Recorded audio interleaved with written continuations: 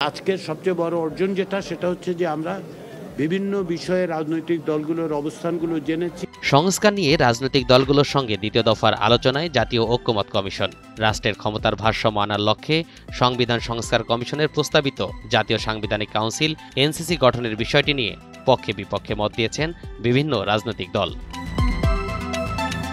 বুধবার জাতীয় ঐক্যমত্য কমিশনের দ্বিতীয় পর্যায়ের আলোচনার দ্বিতীয় দিনে আলোচ্য সূচিতে এনসিসির বিষয়টি ছিল।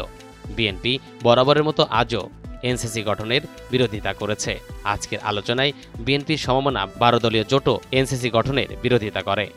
বাংলাদেশের প্রথম ইমিউনিটি বুস্টার সমৃদ্ধ ফ্যান্টাস্টিক হ্যাপি এনার্জি বিস্কিট। নির্বাচন কমিশনের জবাবদিহিতা নিশ্চিত করতে হবে কোথাও না কোথাও, সেটা কর্মকালীন সময়ে জবাবদিহিতাটা আইনের মধ্যে থাকবে।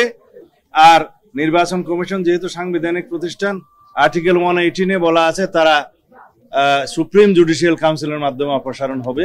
অন্যদিকে জামাতে ইসলামী, জাতীয় নাগরিক পার্টি, ইসলামী আন্দোলন বাংলাদেশ, আমার বাংলাদেশ পার্টি সহ কয়েকটি দল এনসিসি গঠনের পক্ষে মত দিয়েছে। আজকের বৈঠকের বিরতিতে জামাতের কেন্দ্রীয় নায়েবে আমির সৈয়দ আবদুল্লাহ মোহাম্মদ তাহের বলেন, জামাত এনসিসি গঠনের পক্ষে। এর মাধ্যমে ক্ষমতার ভারসাম্য রক্ষা করা সম্ভব হবে। আমি সবাই তো বলিনি, আমি বলছি বেশি সংখ্যক দল, তো কম সংখ্যকের ভিতরে বিএনপিও আছে।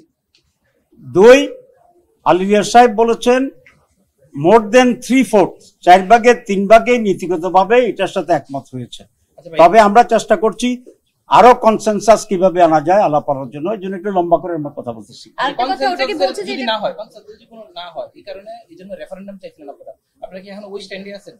আমরা আরো অনেকগুলো পয়েন্টস তো আছে, আলোচনা হবে। আমি যেটা বলেছি যে ঐকমত্য বলতে যদি 100% হয় তাহলে ইট ইজ ইম্পসিবল, বিকজ 30টা দল আছে।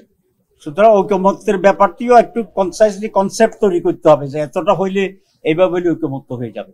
বাংলাদেশের প্রথম ইমিউনিটি বুস্টার সমৃদ্ধ fantastic happy energy biscuit. NCC গঠনের পক্ষে অবস্থান জানিয়ে এনসিপির আহ্বায়ক নাহিদ ইসলাম বলেন, যারা এনসিসি গঠনের বিপক্ষে তারা মূলত ফ্যাসিবাদী কাঠামোয় ফিরে যেতে চায়।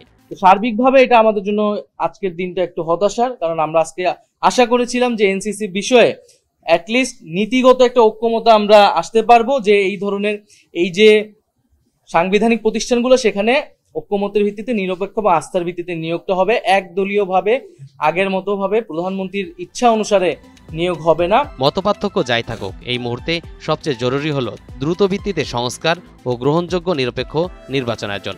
সেটাকে প্রাধান্য দিয়ে অন্তর্বর্তী সরকার কার্যক্রম পরিচালিত করবে, এমনটাই প্রত্যাশা রাজনৈতিক দলগুলোর।